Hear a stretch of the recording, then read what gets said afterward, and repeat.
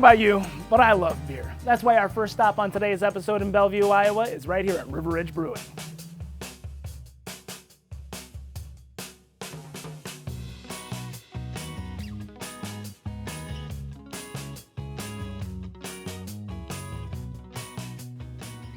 I'm here with Kelly Hankey, one of the founders of Ridge Brewing. Thanks so much for having us in. Yeah, it was a pleasure. Glad you guys came. So tell me a little bit about yourself. When did you guys open? We opened in September of 2016. We are a small one-barrel nano brewery in Bellevue, Iowa. And yeah, so okay, what's a nano brewery? I mean, I've heard of a brewery and I've heard of microbrews. Yeah. What's a nano brewery? Nano is just, we're really, really small, essentially. One barrel system, we kind of push it to the max, so we'll brew about 35 gallons at a time. So that makes us extremely small compared to most breweries, so we call ourselves nano. Great, so 35 gallons at a time. Mm-hmm. Yeah, that's not a lot, but it keeps you guys pretty busy? It does, keeps us really busy. With that, we're constantly brewing. So anytime we have an empty fermenter, we're brewing that day so we can fill it right back up so we can keep up with our supply. That makes for some pretty fresh beer though. Yes, that's the bonus of being small. Our beer is, I would say, maybe a couple weeks old. Most of them. Sometimes when we get behind, that beer is going to be tapped the day it gets kegged. So really, yeah, oh, we've had that a few times. Has that been a problem? I mean, is that something that you guys worry about? Running out of beer? That sounds like the worst thing a brewery could do. Yeah, it is, and we do worry about it, and that's why we try to keep up as much as we can.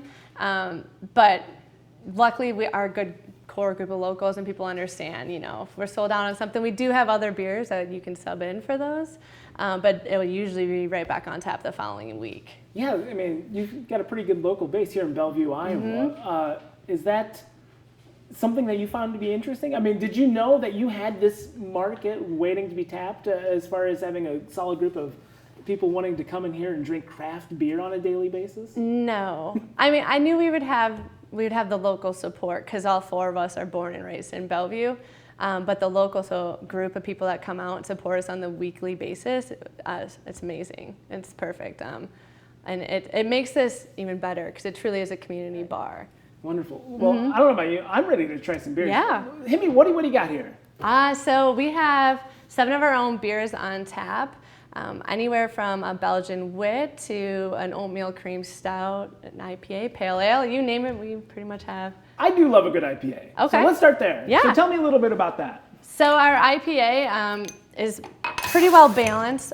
We wanted to create beers that you can keep drinking and enjoy, and not just be one and done. So the IBUs are pretty mellow on that.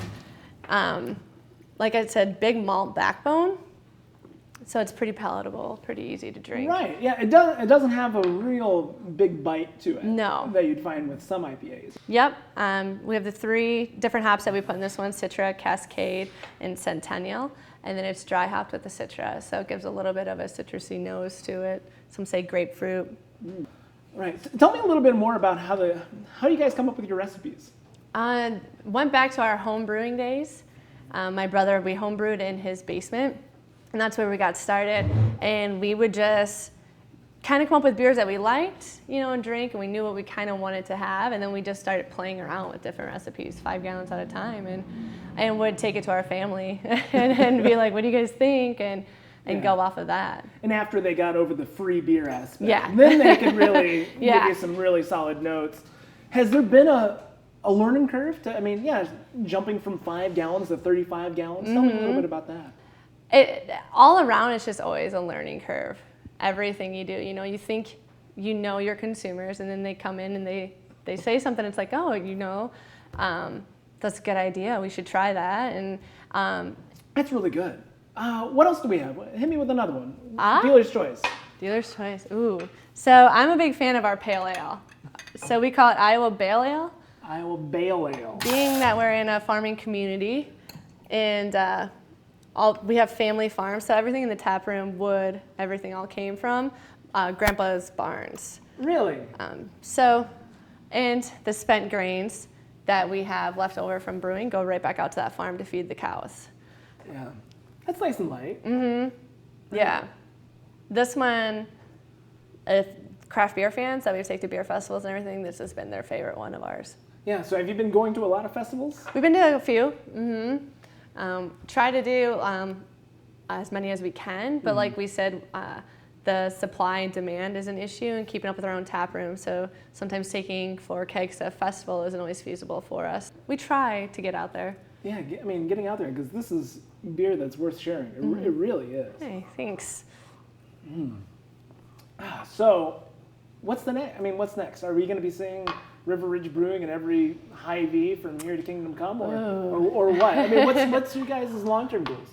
So, I mean, it depends who you talk to. 4 orders, 4 different opinions. I mean, I think we all know we want to take the next step up. So the system we bought can be turned into a 2-barrel system with attachments.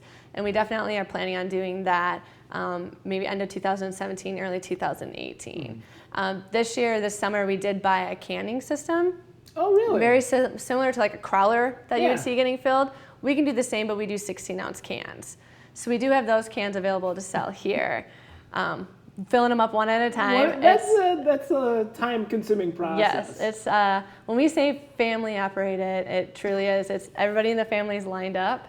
One's doing labels, cleaning cans, filling them, sealing them, the whole thing. So it's pretty labor intensive. So going to every Hy-Vee, maybe not right now. Right. We've look at maybe having someone contract brew a batch for us that we could have a mobile canning line come in and do, because right now we're way too small for somebody to come do that. But I mean, I'll never say never. You'll never say never. That we won't be out everywhere, but that's a good way to look at it. Yeah. Also, I know that there used to be a brewery in every little town across our nation, and now, shops like you yourself are popping up and filling that need of, I want to drink something a little bit more local. Yeah. And we don't have to live in a big city to do that. No. You can do something small like this, even in your little town. Well, Kelly, the beer's been great. I can't wait to have a couple more, but I really appreciate your time. Yeah, Thanks no problem. Thank you.